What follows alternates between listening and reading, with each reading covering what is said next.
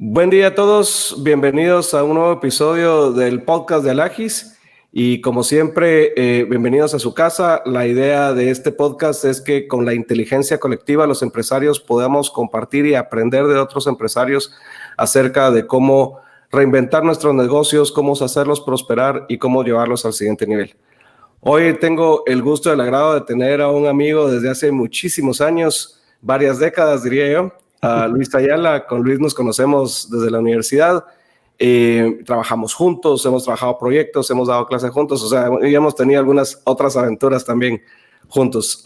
Luis es experto en educación y negocios, ha dirigido carreras universitarias, de hecho las ha creado y nos va a contar un poco de eso más adelante, pero también tiene experiencia en banca, tiene experiencia en tecnología, ha trabajado dentro y fuera del país, así que es alguien con mucha experiencia.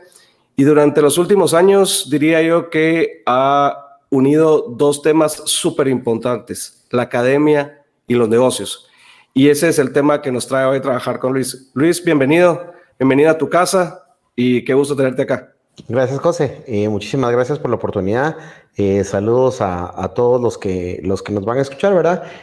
Pues muchas gracias por la introducción y entremos en materia.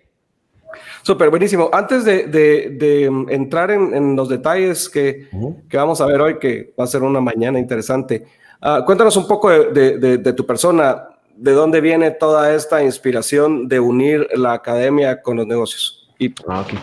Pues fíjate que, digamos, yo por interés en la... Cuando tenía pues mi edad adolescente, las computadoras me llamaron la atención. Eso me llevó por la ruta de volverme ingeniero en computación, que es donde nos conocimos, ¿verdad?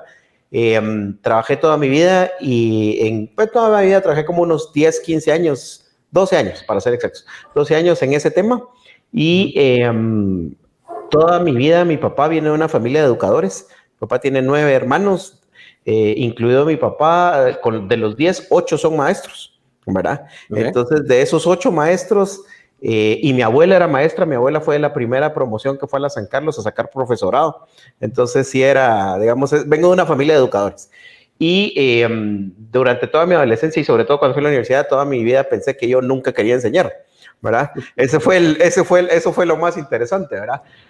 Hasta que un día estaba trabajando de CIO en una aseguradora, ¿verdad? Y de la noche a la mañana del día y me dice, mi propio ser me dice, mira, vos debes enseñar, necesitas enseñar. Entonces fui a mi facultad, pues que estudiamos en la Marroquín, vos y yo, que estudiamos ingeniería en sistemas. Eso ya no existía, ¿verdad? Estaba en ese momento ahora en la Galileo. Fui a la Galileo, no encontré algo. Entonces dije, bueno, ¿qué otra cosa comprendo y puedo mejorar? Y entonces fui a la Marroquín. Justo estaban en un proyecto de cómo extender el área de negocios a otro tipo de mercado, digamos, educativo, ¿verdad? Porque, digamos, el perfil de negocios atraía a un cierto tipo de estudiante en ese momento, ¿verdad? Estamos hablando de hace unos 12 años, cuando diseñamos la carrera de ingeniería empresarial, ¿verdad?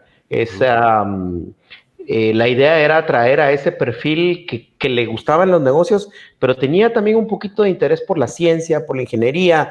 Entonces, digamos, un perfil más híbrido, que creo yo que al final todos somos así, ¿verdad? Todos tenemos varios gustos y las carreras tradicionales como que nos enfocaban en una sola cosa, ¿verdad? Sí. Entonces creo que ese es más o menos incluso el mismo background tuyo y mío, que viniendo de esa, digamos, línea dura de ingeniería, y después encontramos el gusto por otra cosa, pero la combinación es buena. Y creo yo que por ahí va un poco el futuro de la educación también, ¿verdad? Va un poco por el futuro de mucho más multidisciplinariedad, ¿verdad? Estamos demasiado encerrados en una sola ruta y esa es la única ruta, ¿verdad? O sea, o haces medicina y solo sos médico.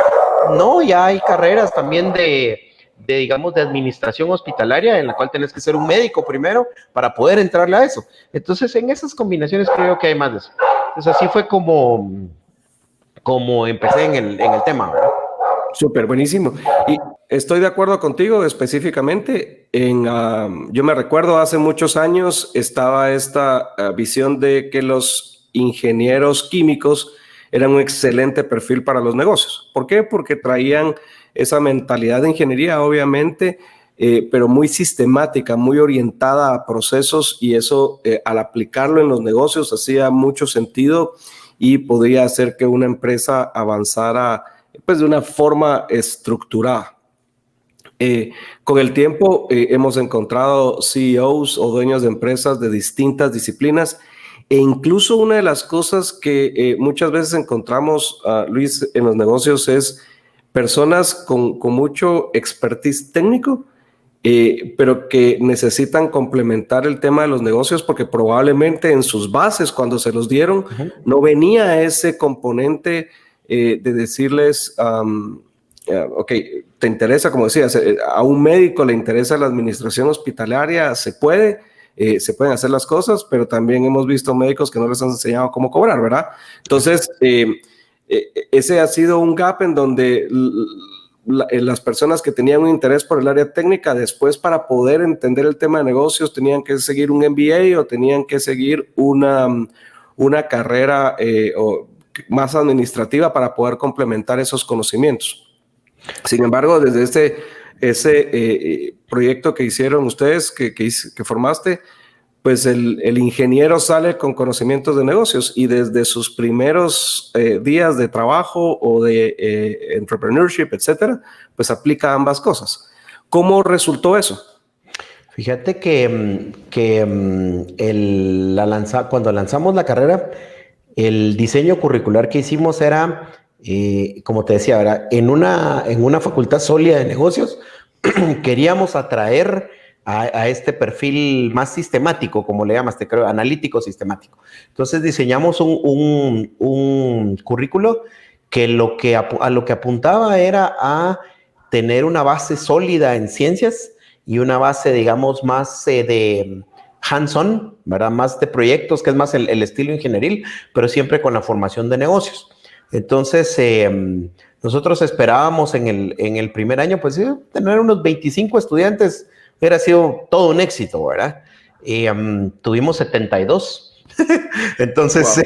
Creo que la verdad es que sí, el perfil vino a llenar en ese momento un espacio que definitivamente hacía falta, ¿verdad? Hacía falta el patojo que tiene 18 años, tiene aquel interés, voy a poner mi negocio, pero me gusta la mate, ¿verdad? O que voy a poner mi negocio, pero yo quiero, no sé, construir algo, hacer algo, ¿verdad? Entonces logramos atraer a ese perfil y pues fue un ejercicio bien interesante.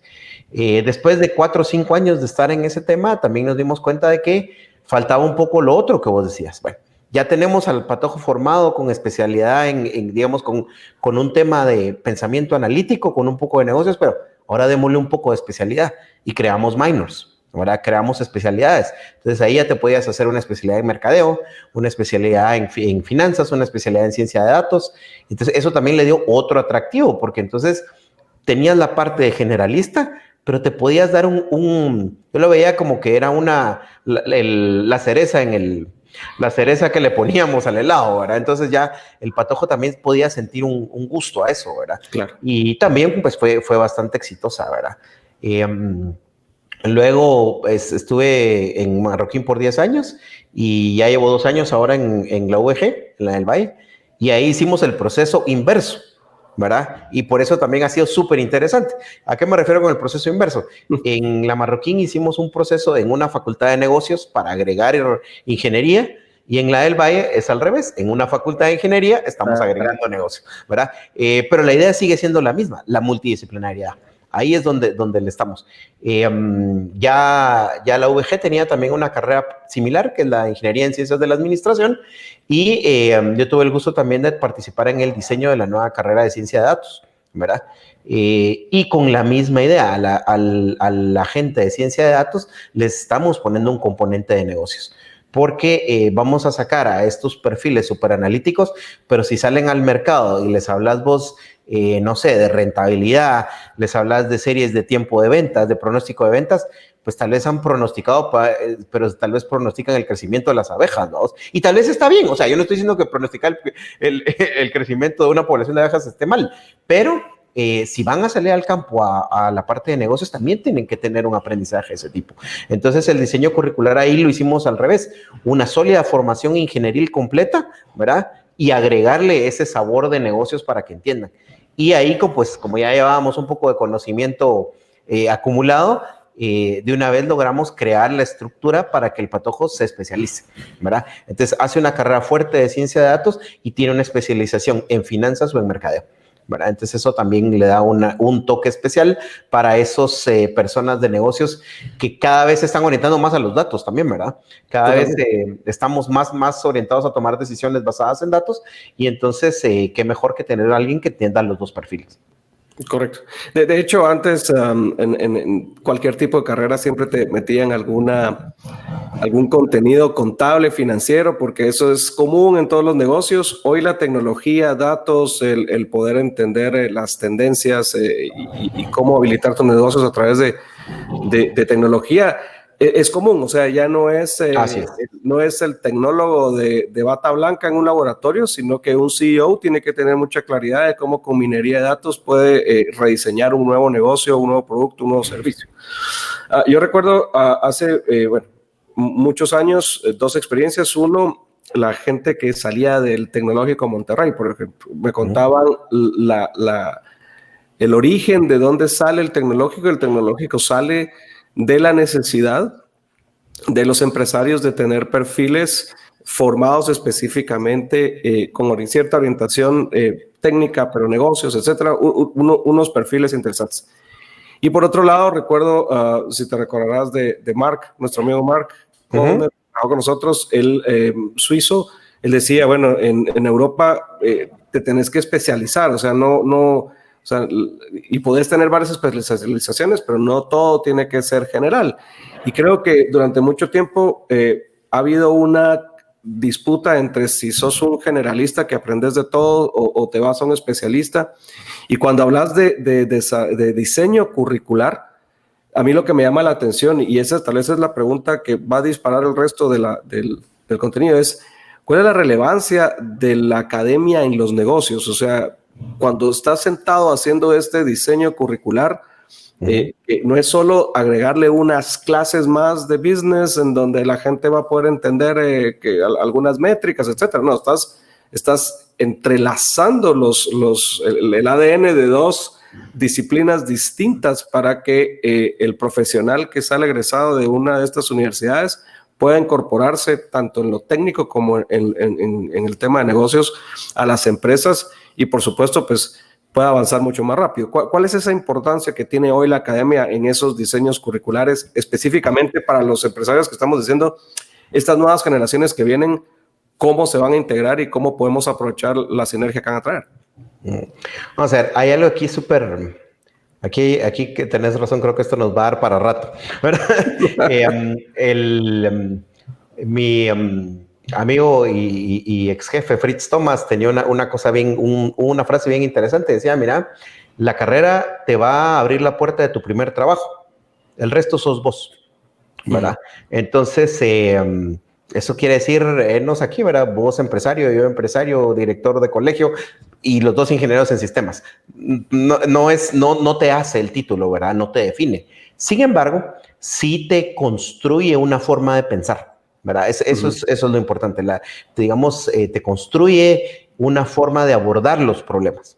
Entonces, esa forma de abordar los problemas es la que, digamos, cuando tenés más pureza en uno de los temas, ¿verdad? Digamos, sos un ingeniero más puro, por llamarlo así, digamos, un civil, ¿verdad? O un químico, digamos, ¿verdad? Cuando tenés más pureza en ese pensamiento, tu formación analítica y específica está mucho más desarrollada, pero tu capacidad para ver alternativas se reduce, ¿verdad? Claro, lo puedes aprender en el tiempo, ¿no? Todo es así, ¿verdad? O sea, lo podemos construir y seguir aprendiendo en el tiempo. ¿Qué pasa al revés? Yo veo como que es digamos, las carreras de negocios deben de ser más o menos amplias, aunque no tan profundas, ¿verdad? ¿Por qué? Porque cuando vos estás en tu empresa y sobre todo cuando estás empezando, pues le tenés que entrar a todo. Le tenés que entrar a todo, tenés que entender un poco de la conta para hablar con el contador, un poco con el de producción, porque si no esto, y de repente, ¿y quién va a hacer el marketing?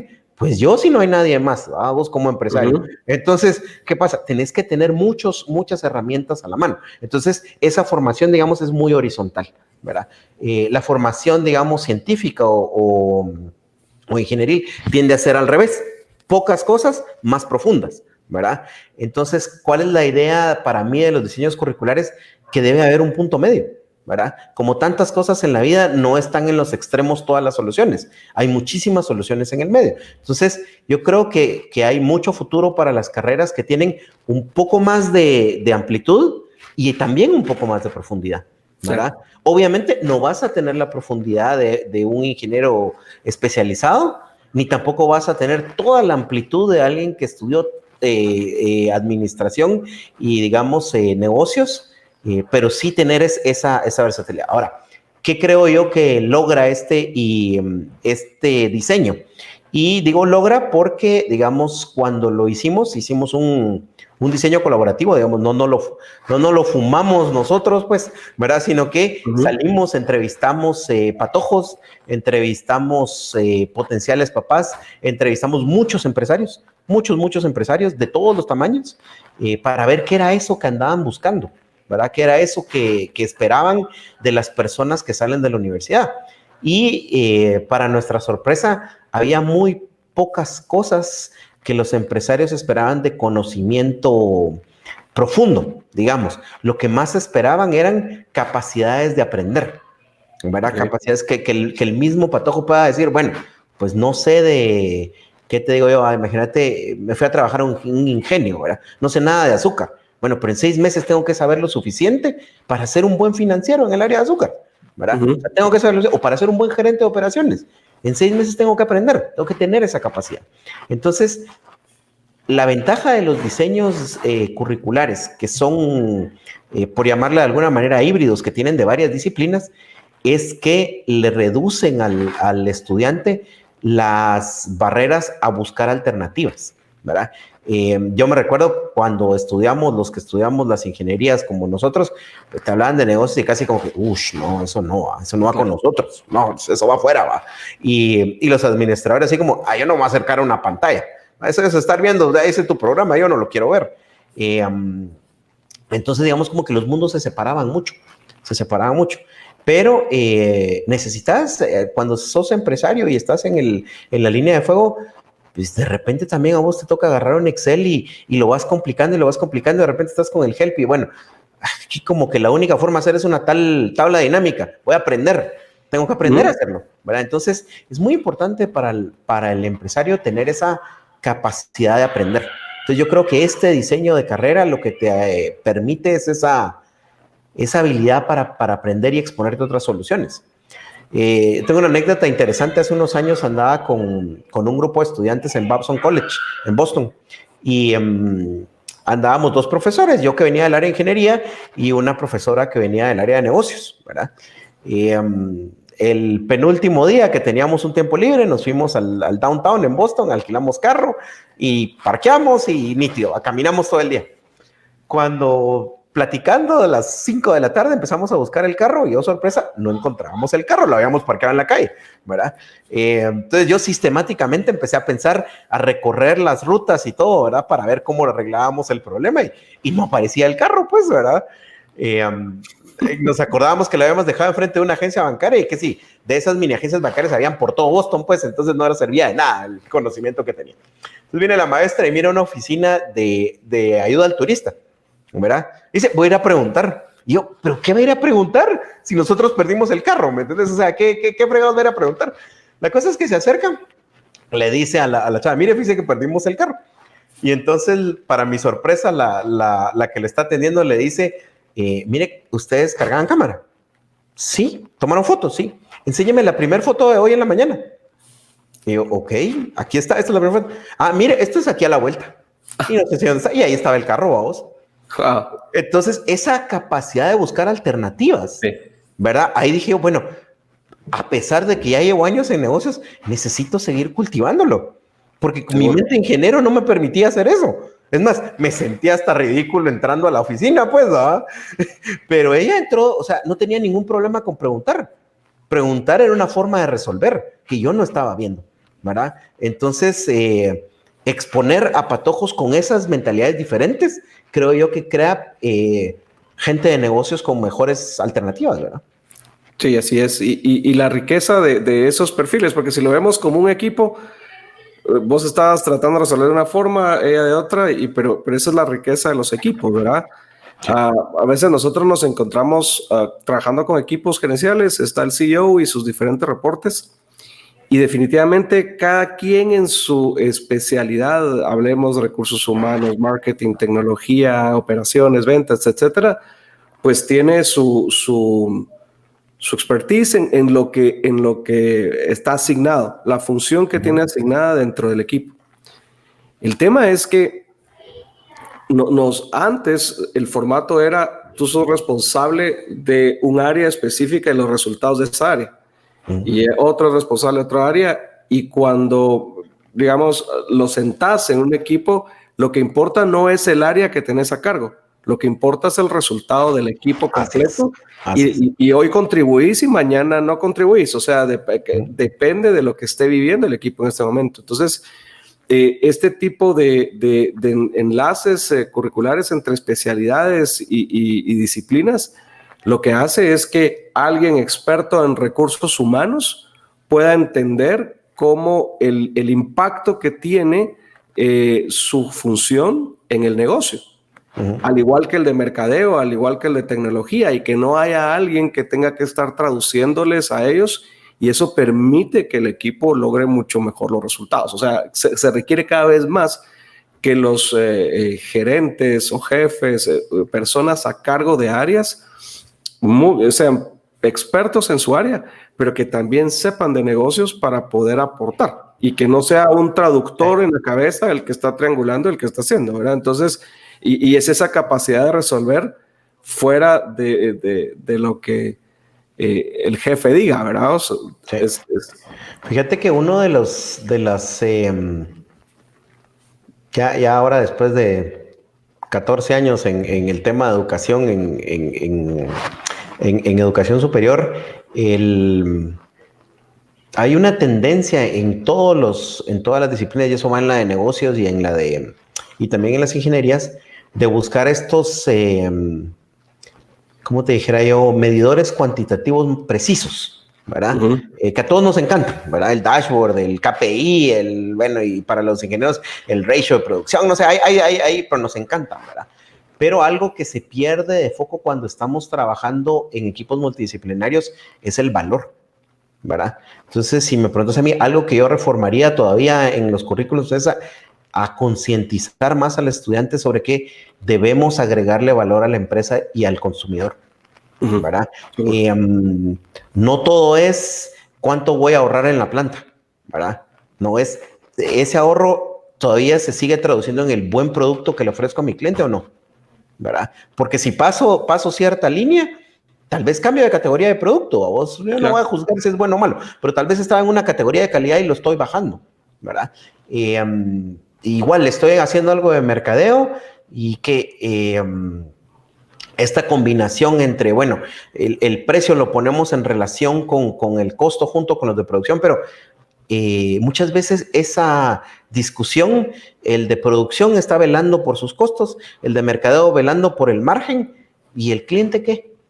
Así es. El cliente es el que percibe el valor, ¿va? Entonces, si me preguntarías a mí si volviera, ya con ya llevo tres currículums diseñados de carreras y un cuarto que ayudé a rediseñarlo.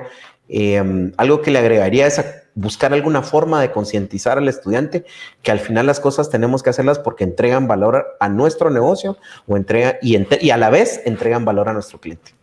¿Verdad? Así es, totalmente. De hecho, no todo es el KPI, ¿verdad? O sea, estoy de acuerdo con vos. Sí. Es una forma de poder, y el hecho del KPI no es la meta. O sea, el KPI es un que te ayuda a autogestionarte para lograr algo, pero ese algo va más allá de lo que es el KPI, lo que estás diciendo. O sea, al final de cuentas voy a lograr esa creación de valor que quiero con el cliente. Hay algo que nosotros siempre hemos pensado a nivel de cualquier persona que está en una posición de entrepreneur, empresario, posición clave. De hecho, incluso debería ser a cualquier nivel, y es esa capacidad de aprendizaje. Y hace Hace un rato decías que Fritz te decía, bueno, tu carrera te da el inicio, el resto depende de ti. Uh-huh. ¿Qué papel forma en el resto de tu desarrollo profesional o lo que has visto con tus estudiantes que ahora ya deben de ser algunos empresarios, otros deben de estar en posiciones claves? ¿Qué has visto el papel de continuar aprendiendo y esto abrir la puerta a cómo debería de ser el aprendizaje de ahora en adelante, especialmente con lo que estamos viviendo? Que lo que estamos viviendo hoy, Luis, es la realidad. O sea, aquí no hay un nuevo normal, aquí no, esta es la realidad que tenemos, ¿verdad? Y los negocios ahora tienen otras necesidades, pero el continuar aprendiendo, ¿qué peso tiene, qué relevancia tiene, cómo debería de ser? Vamos a ver, yo sí soy fiel creyente de que si no seguimos aprendiendo, no crecemos, ¿verdad? Uh-huh. Y yo creo que uno de los principales objetivos de todas las compañías debería de ser crecer. Y por crecer no solo me refiero a las ventas, sino que crecer en muchas cosas, ¿verdad? Imagínate que somos digamos en tu caso, una empresa de consultoría y querés crecer, no solo es crecer en revenue, sino que es en crecer en el conocimiento que puedo yo aportar a mis clientes, ¿verdad? Yo soy, supongamos, un gerente de producción. Y si me quedo con lo que aprendí hace 20 años, pues la verdad es que no puedo aportar tanto hoy, ¿verdad?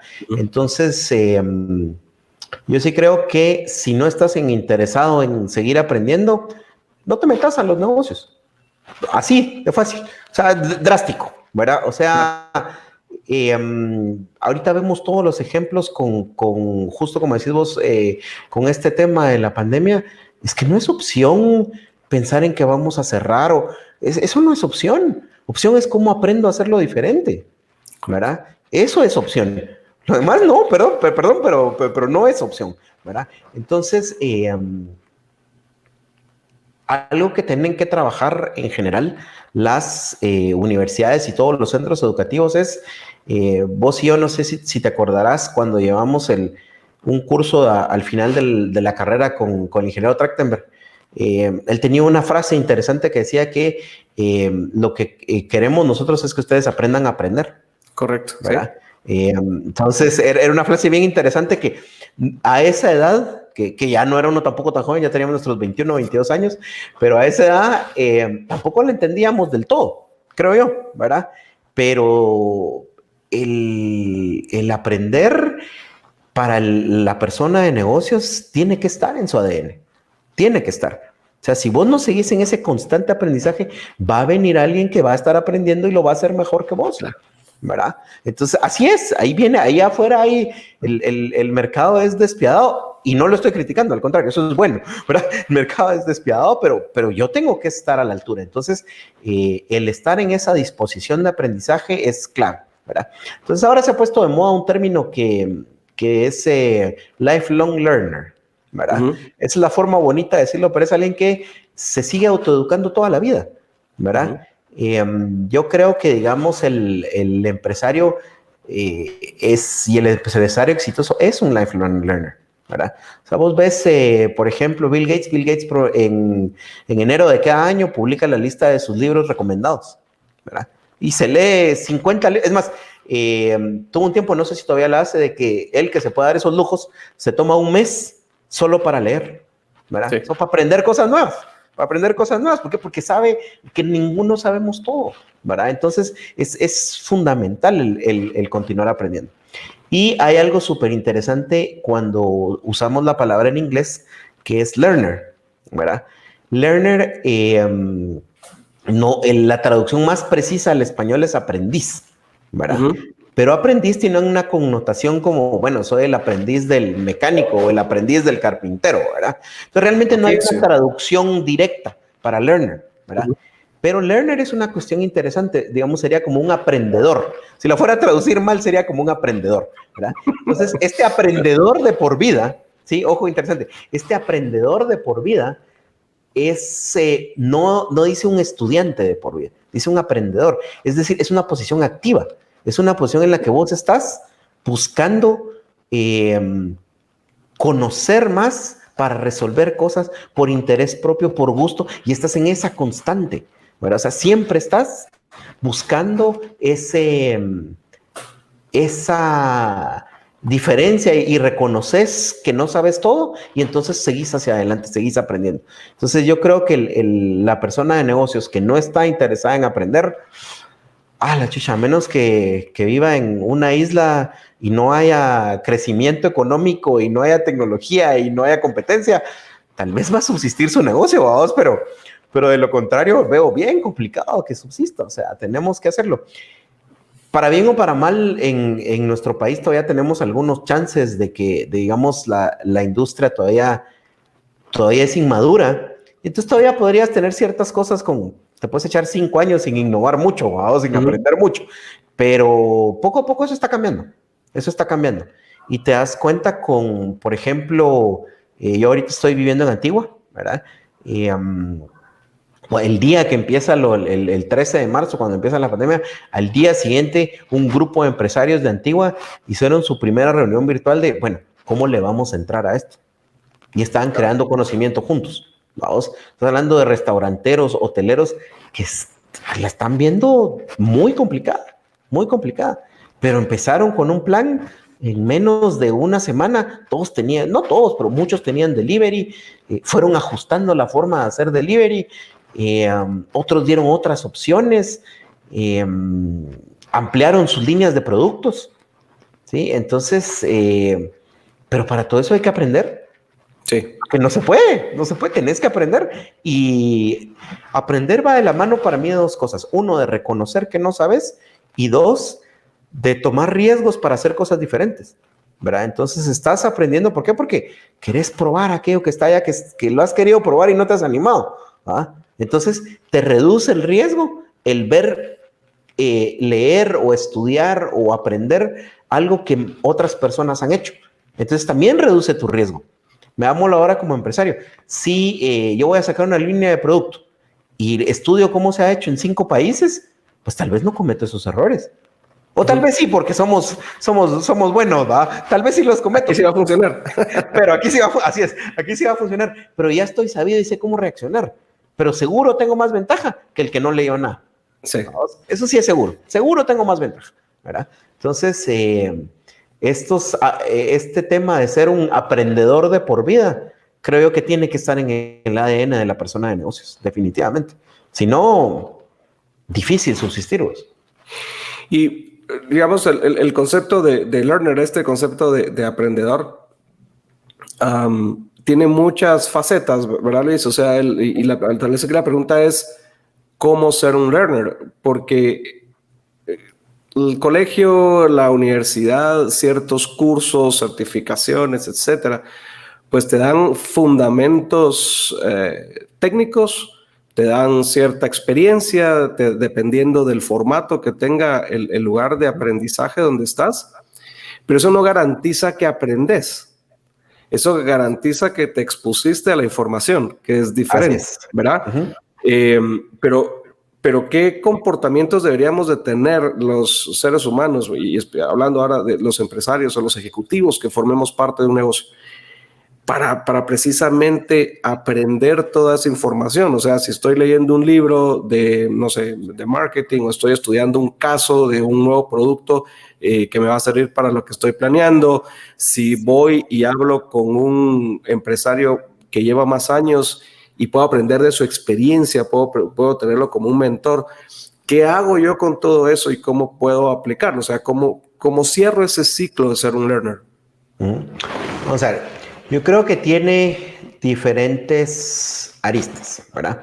La primera, creo yo, es reconocer que querés aprender, ¿verdad? Ese es el primer paso. O sea, si estás claro de que reconoces que querés aprender, vas por buen camino, ¿verdad? Luego, sí creo que nuestro sistema educativo tuvo y sigue teniendo por muchos años muchas deficiencias, pero para mí la más grande es ver el contenido como el fin, ¿verdad? ¿A qué me refiero? Pues vos lees el libro de contabilidad y como dice el libro, así es. No, ahí tenemos un problema. En ese sentido, creo yo que la educación anglosajona nos lleva ventaja, ¿verdad? Nos lleva ventaja porque el foco está en el cuestionamiento. El foco está en las preguntas. ¿Por qué empiezo por ahí? Porque es clave el saber que lo que estamos es buscando cómo resolvernos preguntas que tenemos. Los guatemaltecos no somos buenos para hacer preguntas. No somos. O sea, no se nos da natural el dudar de las cosas. Leemos en la prensa y creemos que eso es. ¿Ah? Leemos en Facebook 5 y eso es. Y lo volvemos verdades absolutas. Entonces, lo primero que invitaría a alguien es a que, supongamos, un empresario agarre y, bueno, diga, bueno, quiero estudiar, por ejemplo, exportaciones, ¿verdad? Agarre el material, por ejemplo, entremos a Gexport, vamos, entremos a Gexport, busquemos las cosas y, bueno, dudemos de lo que está ahí. ¿Qué cosas creo yo que, será que eso es así? ¿O será que no? ¿Verdad? Entonces, el dudar sistemáticamente te va a hacer un mejor learner, ¿verdad? Eso es clave. O sea, tenés que trabajar en cuestionarte y cuestionar todo. Todo. Hasta lo más obvio de todo se puede cuestionar. Entonces, ese creo yo que es un mindset que tenés que tener. Cuando tenés muchas preguntas, entonces te nace la necesidad de buscar las respuestas. Entonces ahí viene de la mano. Como tengo las preguntas, ¿dónde está la información? La información, ¿dónde está? En una carrera universitaria, tal vez está en un MBA, ahí hay algunas de las respuestas. Entonces, mi ruta es un MBA. Si las preguntas son más abiertas, tal vez tengo que hacer investigación en el web, o tal vez es un curso en línea, o tal vez es un mentor, ¿verdad? Pero lo que estás es buscando cómo satisfacer esas curiosidades, ¿verdad? Entonces yo creo que hay que trabajar mucho en la curiosidad, hay que trabajar mucho en dudar sistemáticamente, ¿verdad? Eso que a los niños se les da tan fácil y que nosotros lo vamos perdiendo, ¿verdad? Pues una de las cosas que a mí me encanta trabajar en colegios, ¿y por qué? ¿Y por qué? ¿Y por qué? Bueno, esa es la forma más hermosa de aprender. Ahí están esos los niños y es una cosa, decimos que son como esponjas. Más que esponjas, lo que tienen es una capacidad para no meter su ego en el medio para poder preguntar. Vamos. Claro. Entonces, lo más importante es asumir que no sabemos. Asumir que no sabemos y que podemos aprender. Y cada vez que llegas a un punto, siempre se puede saber más. Siempre se puede saber más. Entonces, yo empezaría entonces por dudar sistemáticamente, ¿verdad?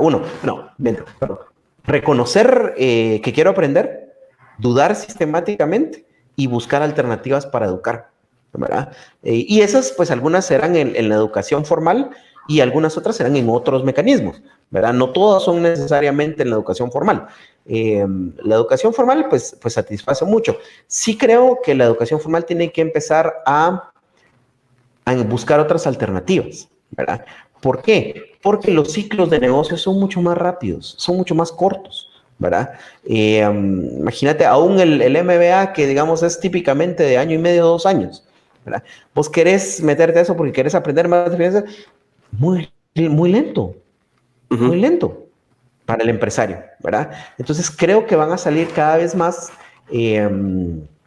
alternativas de educación donde vos puedas hacer un cash-in de tu conocimiento más rápido, ¿verdad? Como que puedas obtener más valor, otra vez el valor, ¿verdad? Por eso regresamos al valor, obtener más valor de tu educación en un tiempo más rápido. Imagínate cuando sale el patojo de 18 años, va a la universidad, se echa 4 o 5 años, y después de los 5 años, buscar 15.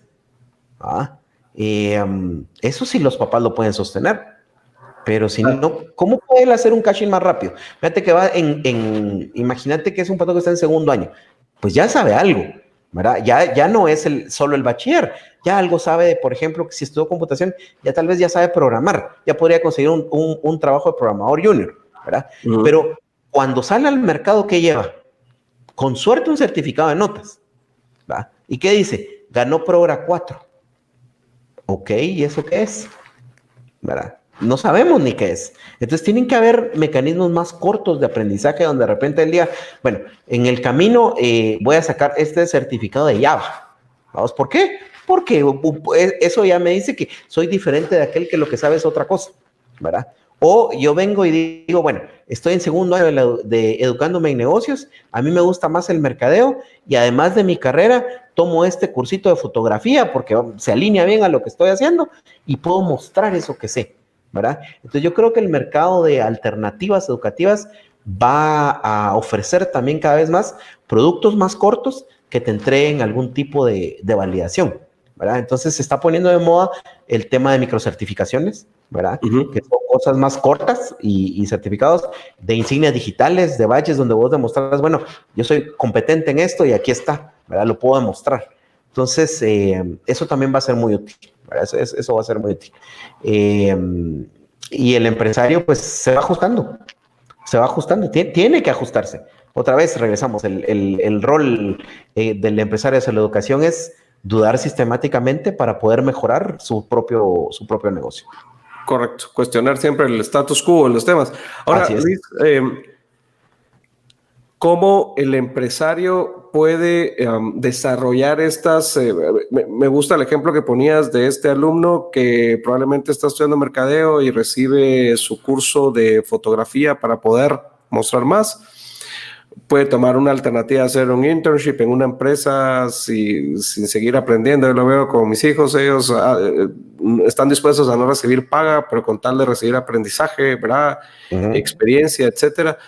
Pero cómo el empresario puede fomentar precisamente que en las siguientes generaciones que vienen exista esa capacidad primero de poder identificar no solo el conocimiento formal de las universidades, que es importante, sino el conocimiento que pueden encontrar en microcertificaciones, en un curso, en un libro, y que eso sea que sea parte de la cultura de la organización. Pero no porque qué bonito que seas el aprendedor, sino por el valor que vas a generar dentro de la organización y para ti mismo el estar en constante aprendizaje, no exponente de conocimiento, aprendizaje. ¿Cómo el empresario puede hacer eso? ¿Y qué papel va a jugar ahora la academia? Y academia no me refiero a universidades. Sé que estás en nuevos proyectos de este tipo de certificaciones, de capacidades, de skills, ese tipo de cosas. O sea, hay nueva oferta. Pero otra vez, podemos llamarle academia. ¿Qué papel juega? Entonces, lo primero es cómo hace el empresario para volver esto parte de su cultura y qué papel forman estos proveedores de conocimiento en este juego. Ok, vamos a ver. Para el primer tema,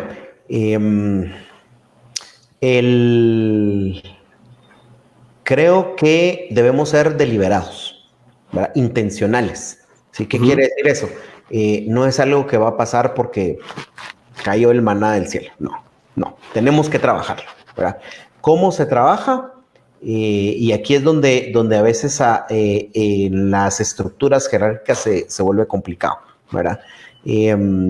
Para que el aprendizaje sea más, digamos, se dé más una cultura de aprendizaje, necesitas poner a todo el mundo al mismo nivel a discutir y a platicar, ¿verdad? Eso es clave. Entonces, por ejemplo, cómo lo hacíamos en la universidad es interesante porque obviamente en la universidad la gente está interesada en aprender, los maestros, ¿verdad?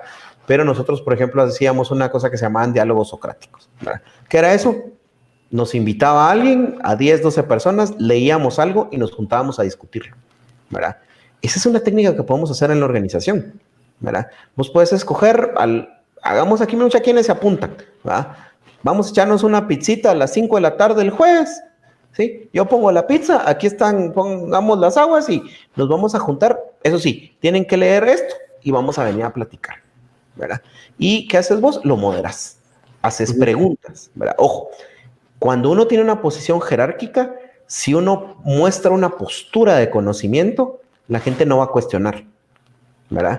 Entonces la labor cuando moderás es hacer preguntas, ¿verdad? Porque si tomas una postura, van a tomar un paso hacia atrás. Entonces, haces un montón de preguntas y empezás a cuestionar. Entonces, hacer dinámicas de comunicación en las cuales sistemáticamente discutimos conocimiento es maravilloso para crear una cultura de aprendizaje, ¿verdad?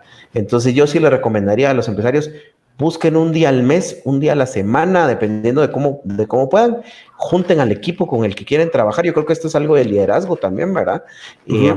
Junten al grupo, asignen un tema que a todos les interese y empiecen a investigar y discutan. Algo para mí súper interesante es, hay diferentes formas de aproximarse al aprendizaje, ¿verdad?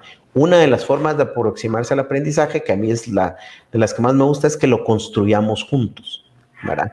Entonces, digamos, ahorita vos y yo estamos construyendo conocimiento, ¿verdad? Estamos construyendo conocimiento para la maravillosa audiencia que tenemos y en conjunto, pues, si el medio nos aportara, sería todavía más enriquecedor, ¿verdad? Porque podríamos intercambiar más opiniones.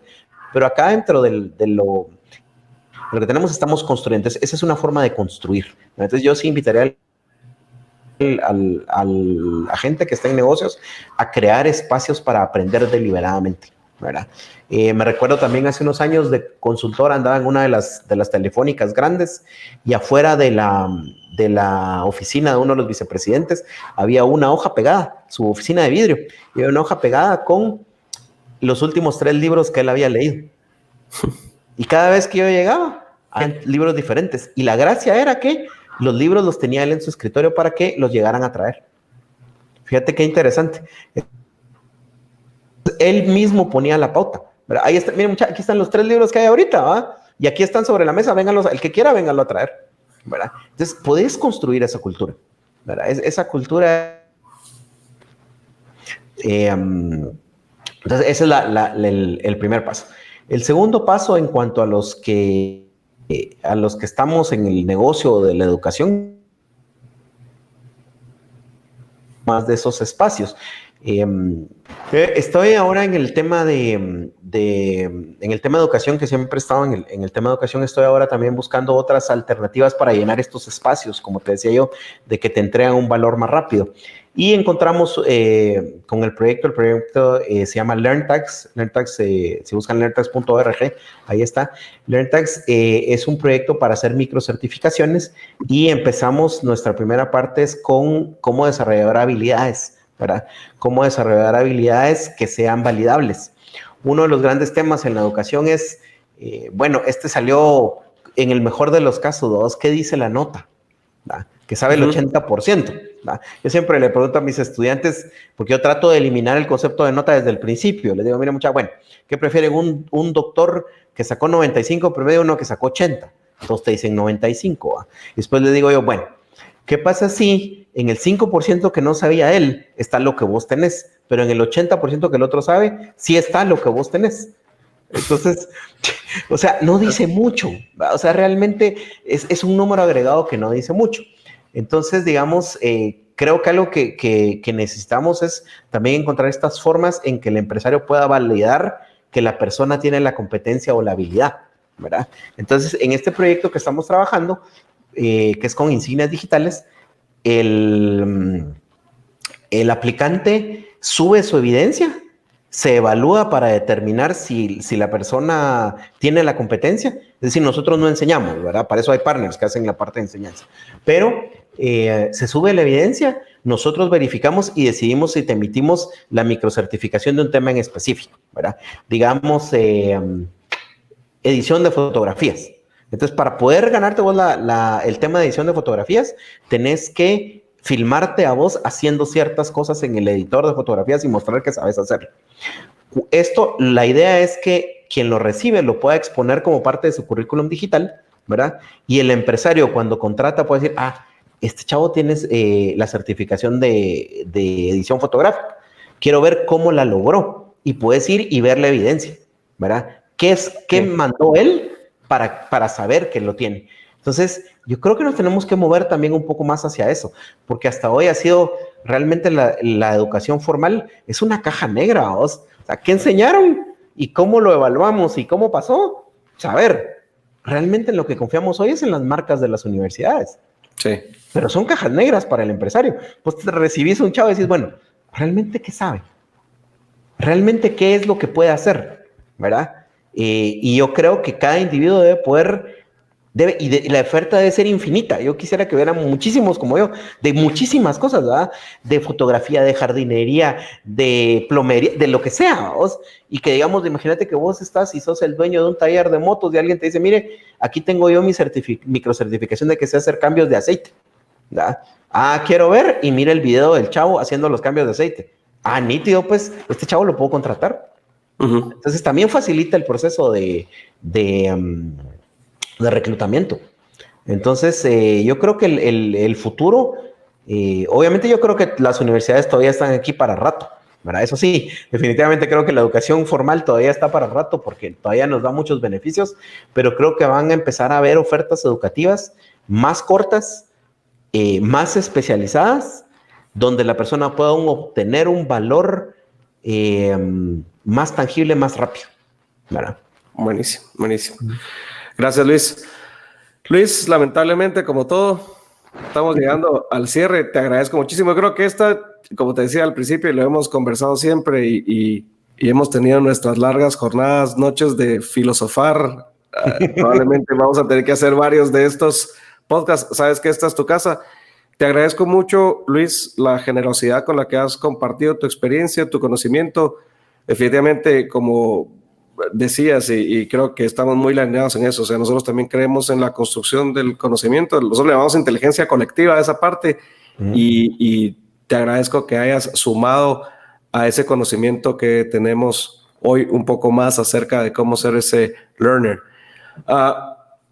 Un último comentario, Luis, que quieras dejarle a los empresarios hoy en estos momentos que estamos viviendo para que las empresas sigan creciendo, sigan prosperando y tanto el individuo como el empresario pueda prosperar.